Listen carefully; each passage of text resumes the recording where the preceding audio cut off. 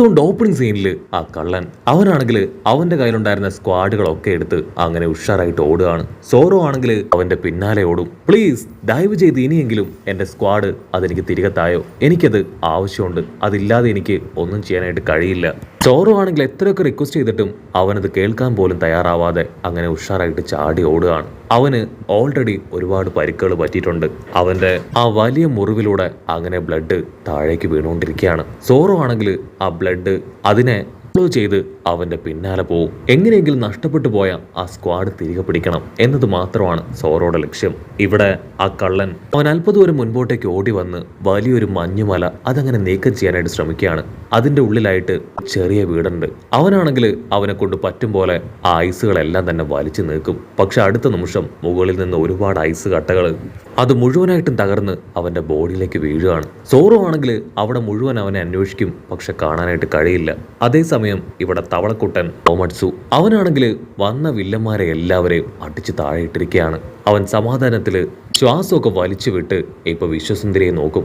അതുപോലെ തന്നെ ആ കള്ളനും സോറോയും അവർ രണ്ടുപേരും ആരാണെന്ന് അവൻ അറിയില്ല. വിശ്വസുന്ദരിയോട് സംസാരിക്കാൻ അവളുടെ അടുത്തേക്ക് വരേണ്ട താമസം വീണ്ടും ഒരു കൂട്ടം വില്ലന്മാര് അവിടേക്ക് ഓടി എത്തുകയാണ്. അത് കണ്ട കൗമറ്റ്സു ആണെങ്കിൽ അവളെ സേഫായ ഒരു സ്ഥലത്തേക്ക് മാറ്റി നിർത്തി വീണ്ടും അവരുമായിട്ട് പൊരിഞ്ഞ പോരാട്ടം. തവളക്കുട്ടപ്പനാണെങ്കിൽ ഇപ്പൊ ആ വില്ലന്മാരെ എല്ലാം സെക്കൻഡുകൾ കൊണ്ട് ഇല്ലാതാക്കും. അതിനുശേഷം വിശ്വസുന്ദരിയായിട്ട് അങ്ങനെ നടന്നു നീങ്ങുകയാണ്. നിനക്ക് നടക്കാൻ ബുദ്ധിമുട്ടാണെങ്കിൽ എന്റെ മുതുകിൽ കയറാമെന്ന് തവളക്കുട്ടൻ പറയും. അതിനവൾ ശരിക്കും ഞാനിപ്പോ ആ പഴയ കുഞ്ഞു പെൺകുട്ടിയല്ല, ഞാൻ വലുതായി, എനിക്കും ഇപ്പൊ ചില സ്കില്ലുകളൊക്കെ ഉണ്ടെന്ന് പറഞ്ഞ് അവരങ്ങനെ കാഷ്വലായിട്ട് സംസാരിച്ച് മുൻപോട്ടേക്ക് പോകും. അപ്പൊ അവിടുന്ന് അങ്ങനെ കട്ട് ചെയ്ത ഫ്ലാഷ് ബാക്ക് കാണിക്കും. ആണെങ്കിൽ കുഞ്ഞിപ്പെണ്ണിനെ അന്വേഷിച്ച് ഏതൊക്കെയോ ഗ്രാമങ്ങളിലൂടെ കയറി ഇറങ്ങി നടക്കും. അങ്ങനെയാണ് ഒരു കോൾഡ് സിറ്റിയിലേക്ക് വരിക. അവിടെയുള്ളവര് ഇറ്റേണൽ ലൈഫിൽ വിശ്വസിക്കുന്ന ആളുകളാണ്. കൂടുതൽ പേരും വാരിയേഴ്സ് ആണ്. അതുകൊണ്ട് തന്നെ അവരാരെങ്കിലും മരിച്ചു കഴിഞ്ഞാൽ അവരുടെ സ്ക്വാഡ് അത് അവരുടെ കല്ലറയിൽ തന്നെ നിക്ഷേപിക്കും. അതിൽ ചില ആളുകളൊക്കെ വളരെ ലെജൻഡറി ലെവലിൽ ഫേമസ് ആയിട്ടുള്ള ആൾക്കാരായിരിക്കും. ആ സ്ക്വാഡും അത്രയധികം ഫേമസ് ആയിരിക്കും. പക്ഷെ ചിലര് വളരെയധികം യൂസ്ലെസ്സും അവരുടെ സ്ക്വാഡ് വളരെയധികം മോശമായിരിക്കും. ആ ഒരു ഭാഗത്തേക്കാണ് നമ്മുടെ തവളക്കുട്ടപ്പൻ കൗമറ്റ്സു കടന്നു വരിക. അവിടേക്കെത്തിയ കൗമറ്റ്സു ആണെങ്കിൽ ഒരുപാട് മോഷ്ടാക്കൾ ചേർന്ന് ആ കല്ലറയിലുള്ള സ്ക്വാഡുകൾ മോഷ്ടിക്കുന്നത് കാണും.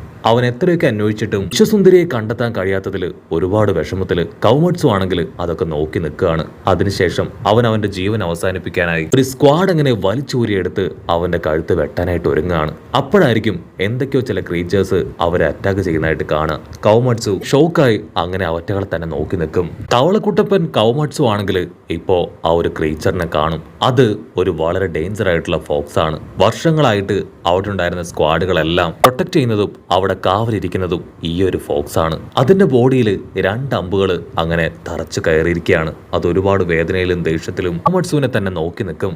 രക്തം ഒരുപാട് പോയതുകൊണ്ട് തന്നെ ആ ഒരു വോൾഫ് അവിടെ ബോധം കെട്ട് വീഴുകയാണ്. തവളക്കുട്ടപ്പനാണെങ്കിൽ അതിനെ തൂക്കിയെടുത്ത് കൊണ്ടുവന്ന് അതിന് ആഹാരമൊക്കെ കൊടുക്കും. അതാദ്യം ആ ഫുഡ് കഴിക്കാനായിട്ട് മടിക്കും. ഒരുപക്ഷെ ആ ഒരു ഫുഡിൽ കൗമറ്റ്സു അവൻ വിഷം കലക്കി കൊടുത്തിട്ടുണ്ടാവോ എന്നൊരു സംശയം. കൗമറ്റ്സു ആണെങ്കിൽ അതിനോട് പറയും, നീ ടെൻഷൻ ആവേണ്ട ആവശ്യമൊന്നുമില്ല, നിനക്ക് ഇഷ്ടം പോലെ ആഹാരം കഴിക്കാം, ഞാനതിൽ ഒന്നും ചെയ്തിട്ടില്ല, നിനക്ക് ഇനിയും ആ ഒരു ഗ്രേവിയാർഡിന് കാവലിരിക്കേണ്ടതല്ലേ. വിശപ്പ് സഹിക്കാൻ കഴിയാത്തതുകൊണ്ട് തന്നെ ആ ഒരു വോൾഫാണെങ്കിൽ ഫുഡെല്ലാം കഴിച്ച് റെസ്റ്റ് എടുക്കുകയാണ്. ആ ഗ്യാപ്പിൽ നമ്മുടെ തവളക്കുട്ടൻ അവൻ പുറത്തേക്ക് വന്ന് അവിടെ ഉണ്ടായിരുന്ന സ്ക്വാഡുകളെല്ലാം കളക്ട് ചെയ്യാനായിട്ട് തുടങ്ങും. അത് കണ്ട ആ ഒരു വോൾഫിന് കൺട്രോൾ പോയി ഇപ്പൊ തവളക്കുട്ടപ്പനെ കടിച്ചു കയറുകയാണ്. ആക്ച്വലി അവൻ ആ സ്ക്വാഡുകളെല്ലാം കളക്ട് ചെയ്യാൻ ശ്രമിച്ചത് അത് മറ്റൊന്നും കൊണ്ടും അല്ല.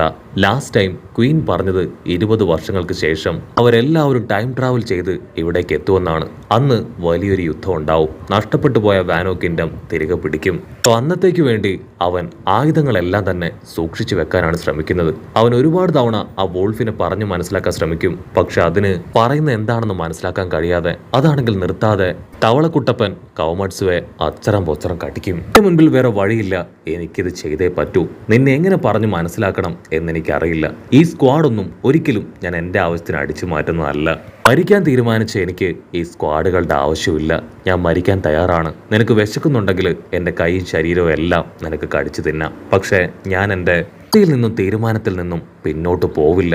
എനിക്ക് ആ കുഞ്ഞു പെണ്ണ് വിശ്വസുന്ദരി, അവളെ രക്ഷിക്കാനായില്ല.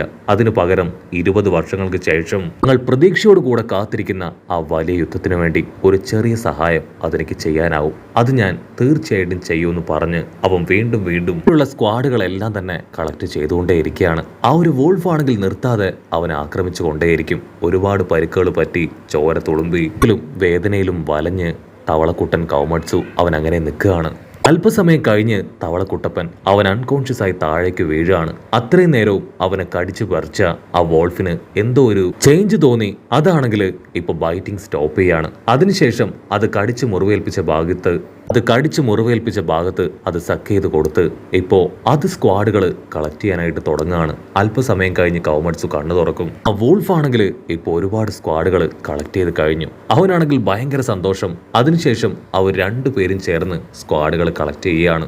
കുട്ടപ്പൻ കൗമട്സു അവൻ മറ്റുള്ളവരെ പോലെ കള്ളനല്ല എന്നും ആ ഒരു സ്ക്വാഡുകളെല്ലാം പ്രൊട്ടക്ട് ചെയ്യാനും ഗ്രേവ്യാർഡ് പ്രൊട്ടക്ട് ചെയ്യാനുമാണ് അവൻ ശ്രമിക്കുന്നതെന്നും ആ വോൾഫിന് പിടികിട്ടും. മണിക്കൂറുകളും ദിവസങ്ങളും ആഴ്ചകളും മാസങ്ങളും കടന്നു പോകും. കാറ്റിലും ശക്തമായിട്ടുള്ള മഞ്ഞുവീഴ്ചയിലും അവരുടെ സ്ക്വാഡ് കളക്ട് ചെയ്യുന്ന ജോലി അത് നിർത്താതെ ചെയ്ത് ഇപ്പോൾ അവരുടെ വീട് നിറയെ സ്ക്വാഡുകളാണ്. പക്ഷേ അതങ്ങനെ ആ വീട്ടിൽ വെക്കുന്നത് വലിയ അപകടമാണ്. സോ വലിയൊരു കുഴി കുഴിച്ച് അതിൽ സേഫാക്കി അത് മൂടണം. 20 വർഷങ്ങൾക്ക് ശേഷം ആ വലിയ യുദ്ധത്തിന്റെ സമയത്ത് ആ സ്ക്വാഡുകൾ അത് എത്തേണ്ടവരുടെ കയ്യിൽ തീർച്ചയായിട്ടും എത്തിക്കണം എന്ന ബോധ്യത്തോടു കൂടെ അവരൊരു കുഴി കുഴിച്ച് അതിലേക്ക് അതെല്ലാം ഇടുകയാണ്. ആണെങ്കിൽ നൈസായിട്ട് ആ വോൾഫിനോട് ചോദിക്കും, ഇതിൽ 2 സ്ക്വാഡ് നമുക്ക് ടൗണിൽ കൊണ്ടുപോയി വിറ്റാലോ? അങ്ങനെ വിൽക്കുകയാണെങ്കിൽ നമുക്ക് ജീവിക്കാനുള്ള കുറച്ച് പണം തീർച്ചയായിട്ടും കിട്ടും. അത് കേൾക്കേണ്ട താമസം ആ ഒരു ചെന്നായ പല്ല് കടിച്ച് നിൽക്കുകയാണ്. ഉടനെ നൈസായിട്ട് അവൻ അതിനെ ഡൈവേർട്ട് ചെയ്യും. പിന്നീട് അവർ ടൗണിലേക്ക് വന്ന് ആരെങ്കിലുമൊക്കെ ഉണ്ടാക്കുന്ന ഫുഡ് ഐറ്റംസ് അതൊക്കെ അടിച്ചു മാറ്റി എങ്ങനെയൊക്കെയോ തിരികെ ഗ്രേവ്യാർഡിലേക്ക് എത്തും. അങ്ങനെ വീണ്ടും വീണ്ടും അവരുടെ ദിവസങ്ങൾ അവർ ആ ഗ്രേവ്യാർഡിൽ തന്നെ തള്ളി നീക്കുകയാണ്. അപ്പോഴായിരിക്കും ആ 3 ഇഡിയറ്റ്സ് അവർ ആ ഗ്രേവ്യാർഡിലേക്ക് വന്ന് സ്ക്വാഡുകൾ അത് അടിച്ചു മാറ്റി കൊണ്ടുപോവാം എന്നൊരു തീരുമാനമെടുത്ത് ആ ബ്രിഡ്ജ് കടന്നു വരികയാണ്. അവിടെ ഓൾറെഡി നമ്മുടെ തവളക്കുട്ടനും ആ വോൾഫും കാവലുണ്ട്. ആ 3 അപ്പാപ്പന്മാരെയും കാണേണ്ട താമസം കൗമട്സും വോൾഫും അവർ 2 പേരും ചേർന്ന് അവരെ അച്ചറം പൊച്ചറ അറ്റാക്ക് ചെയ്ത് അവിടുന്ന് തല്ലി ഓടിക്കും. കട്ട് ചെയ്ത വിശ്വസുന്ദരിയാണെങ്കിൽ ആ കഥകളെല്ലാം കേട്ട് പൊട്ടിച്ചിരിക്കുകയാണ്. കൗമട്സു ആണെങ്കിൽ വീണ്ടും അവന്റെ കഥ തുടരും. ഞങ്ങൾ ആ ഒരു വലിയ ഫൈറ്റിന് ശേഷം വീണ്ടും ഭക്ഷണം മോഷ്ടിക്കാനായിട്ട് ഫ്ലവർ ക്യാപിറ്റലിലേക്ക് വന്നു. എപ്പോഴത്തേതും പോലെ ഭക്ഷണം അടിച്ചു മാറ്റാനായിട്ട് ഞാൻ ശ്രമിച്ചു. പക്ഷെ ഞൊടിയിടയിൽ ആ ഷോപ്പിന്റെ ഓണർ ആളാണെങ്കിൽ ഒരു ട്രാപ്പ് ഉപയോഗിച്ച് കൗമട്സുവെ ലോക്ക് ചെയ്ത് അവിടെ ഉണ്ടായിരുന്ന ജയിലിലേക്ക് കൊണ്ടുപോയി. കൗമട്സുവിന്റെ ഏറ്റവും വലിയ വിഷമം അത് ആ ഒരു വോൾഫിനെ ഓർത്തിട്ടായിരുന്നു. കാരണം ആ വോൾഫ് അവന് വേണ്ടി കാത്തിരിക്കും. അതിന് കഴിക്കാൻ ഭക്ഷണം, കുടിക്കാനായിട്ട് വെള്ളം ഒന്നുമില്ലാതെ അത് വലയും. സോ അങ്ങനെയാണ് വീണ്ടും ഇപ്പൊ നമ്മുടെ കൗമട്സു ഈ ഒരു ഗ്രേവ്യാർഡിലേക്ക് എത്തിയത്. കൗമട്സു ആണെങ്കിൽ സ്റ്റോറിയൊക്കെ ഓപ്പൺ ആയിട്ട് പറഞ്ഞ് സോറോയുടെ അടുത്തേക്ക് വരികയാണ്. സോറോ ആണെങ്കിൽ കൗമട്സുവിനോട് പറയും, ആ കള്ളനെ കാണാനില്ല, ആ കാണുന്ന വീടിന്റെ അടുത്ത് വരെ വന്നതാണ്, അതിനുശേഷം ഞാൻ അവനെ കണ്ടിട്ടില്ല. അത് കേട്ട് കൗമട്സു ഷോക്കാവും. കാരണം ആ ഒരു വീടിന്റെ അണ്ടർഗ്രൗണ്ടിലാണ് അവർ 2 പേരും ചേർന്ന് സ്ക്വാഡുകളൊക്കെ ഒളിപ്പിച്ചത്. കള്ളൻ എങ്ങനെ ആ വീട് കണ്ടുപിടിച്ചു?